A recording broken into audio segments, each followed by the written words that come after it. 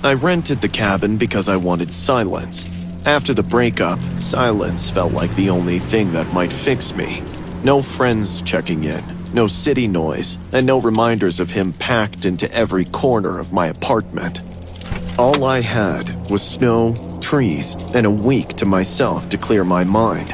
The listing warned about limited cell service and heavy winter conditions, but I welcomed that. I told myself I would leave early if the weather turned awful. The snow turned bad faster than expected. By the second night, the road I had driven in on was completely buried. The world outside the cabin appeared sealed shut when I woke up the next morning. Thick snow piled against the porch steps, and the trees bowed under its weight. My phone showed no signal. The radio crackled but offered nothing useful.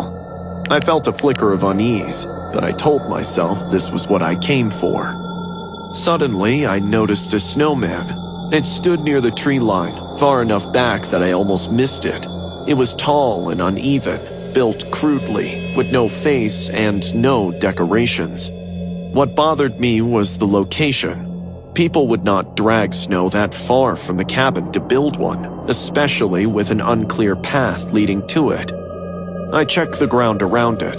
There were no footprints, no tracks, nothing disturbed the snow at all. I laughed it off, convincing myself it had been there before I arrived and that the snowfall had simply covered the tracks. Still, I kept glancing toward it while I made breakfast. Something about it felt intentional, like it had been placed there to be seen. That night, just after midnight, I heard tapping. It was soft at first, almost polite. Tap, tap, tap. I sat up in bed, heart racing, staring at the dark window. Snow brushed against the glass as the wind picked up, and I told myself that was all it was. Branches, ice.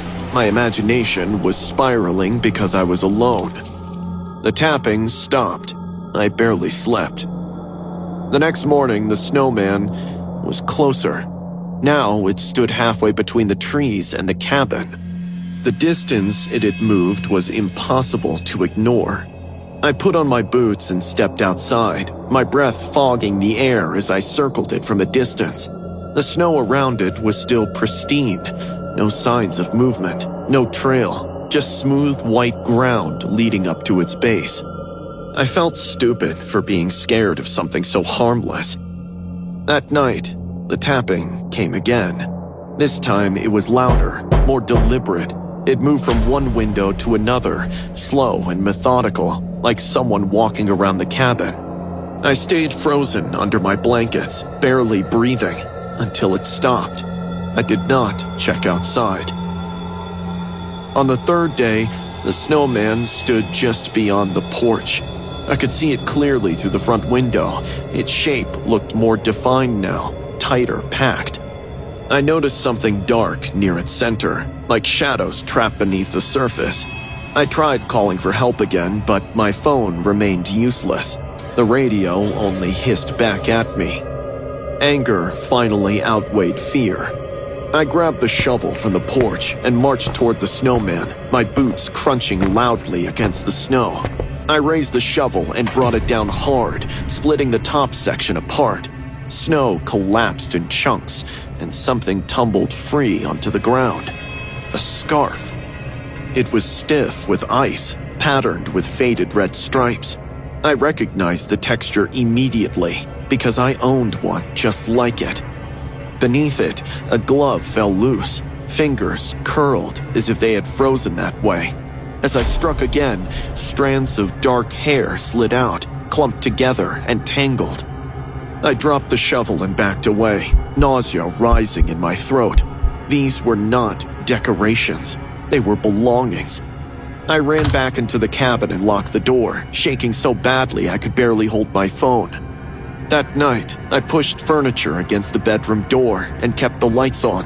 I told myself morning would come and I would leave no matter what the road looked like. At exactly 12:16 a.m., the tapping started. It was right outside my bedroom window. I turned my head slowly, every muscle screaming at me to not look. The curtain shifted slightly, as if brushed by something heavy. The tapping continued, slower now, each knock deliberate. When I forced myself to look, I saw it. A second snowman stood inches from the glass. This one was smaller, compacted tightly, its surface smoother. Pressed into its chest was a frozen clump of hair, positioned like it was meant to be seen. I screamed and collapsed against the wall, sobbing until my throat burned. The tapping did not stop until dawn. When the sky finally lightened, I left.